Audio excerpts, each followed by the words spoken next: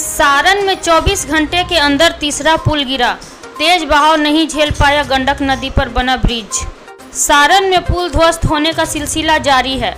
24 घंटे के अंदर तीसरा पुल ध्वस्त हो गया।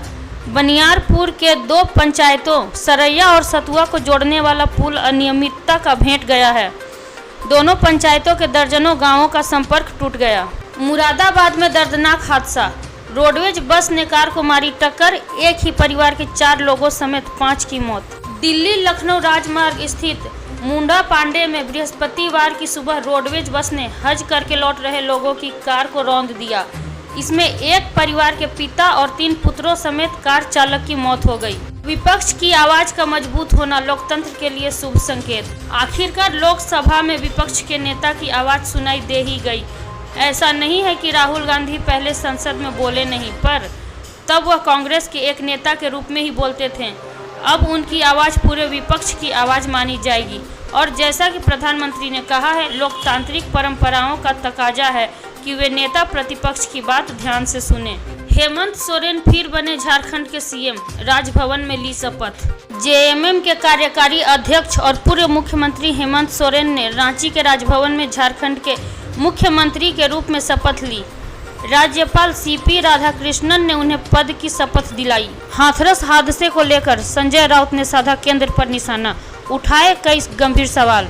उत्तर प्रदेश के हाथरस में मची भगदड़ को लेकर शिवसेना नेता संजय राउत ने केंद्र सरकार पर निशाना साधा है। उन्होंने भोले बाबा के सत्संग में इतनी बड़ी संख्या में लोगों के शामिल होने पर सवाल उठाया। उन्होंने कहा कि जब कार्यक्रम में महज 80,000 लोगों को ही शामिल होने की इजाज़त है, तो फिर 2.5 लाख से भी ज़्यादा लोग कैसे शामिल हुए। हेमंत सोरेन तीसरी बार बने सीएम। राज्यपाल सीपी राधाकृष्णन ने दिलाई मुख्यमंत्री पद की शपथ। झारखंड में तेजी से बनते बिगड़ते सियासी समीकरण के बीच पूर्व मुख्यमंत्री हेमंत सोरेन आज तीसरी बार मुख्यमंत्री बने। इससे पहले उन्हें विपक्षी गठबंधन इंडिया के विधायक दल का नेता चुना गया था। राज्यपाल सीवी राधाकृष्णन ने पूर्व सीएम चंपई सोरेन के इस्तीफे के बाद हेमंत सोरेन को सरकार बनाने के लिए आमंत्रित किया था।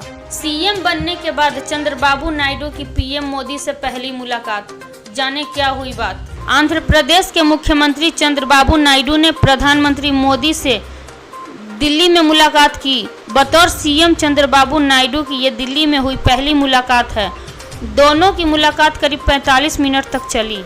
टीडीपी सूत्रों से मिली जानकारी के मुताबिक चंद्रबाबू नायडू ने प्रधानमंत्री नरेंद्र मोदी से आंध्र प्रदेश के विकास से संबंधित तमाम एजेंडों पर बात की।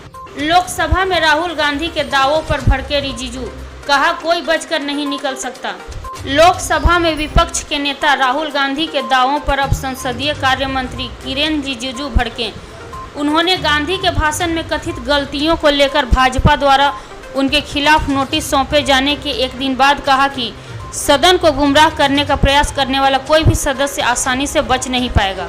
अग्निवीर अजय कुमार पर आर्मी का बयान। मृतक के परिवार को दिए गए 98 लाख से अधिक रुपए। रक्षा मंत्रालय ने अग्निवीर अजय सिंह की मौत के बाद उनके परिवार को सहायता राशि नहीं मिलने की खबरों का खंडन करते हुए कहा कि उनके परिवार को अब तक 98 लाख रुपए से अधिक की अनुग्रह राशि मिल चुकी है और जांच प्रक्रिया पूरी होने के बाद बाकी बचा पैसा भी दिया जाएगा।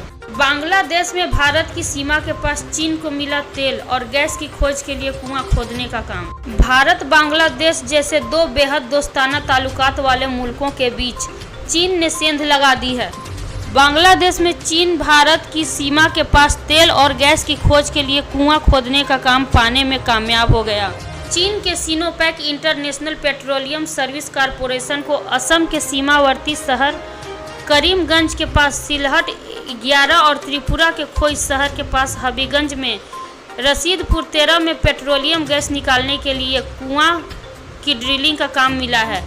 इस पर 444 करोड़ 85 लाख 79,853 टका खर्च होने का अनुमान है। लाल कृष्ण आडवाणी को अस्पताल से मिली छुट्टी। तबीयत बिगड़ने पर अपोलो में कराए गए थे भर्ती। भारतीय जनता पार्टी के वरिष्ठ नेता लाल कृष्ण आडवाणी को बुधवार 3 जुलाई की रात को दिल्ली के अपोलो अस्पताल में भर्ती कराया गया था। गुरुवार 4 जुलाई 2024 की दोपहर 1 बजे उनकी हालत स्थिर बताई गई। बिहार में 100 से अधिक लोगों से भरी नाव पुल से टकराई, जान बचाने की जद्दोजहद शुरू। बिहार में पुल ढहने के बाद अब नाव टकराने की खबर सामने आई है। यह नाव नदी में पुल से टकरा गई, जिससे बोट में सवार लोगों में चीख पुकार मच गई। एक समय ऐसा लगा कि नाव नदी में पलट जाएगी। इसके बाद लोगों की जान बचाने की जद्दोजहद जारी है।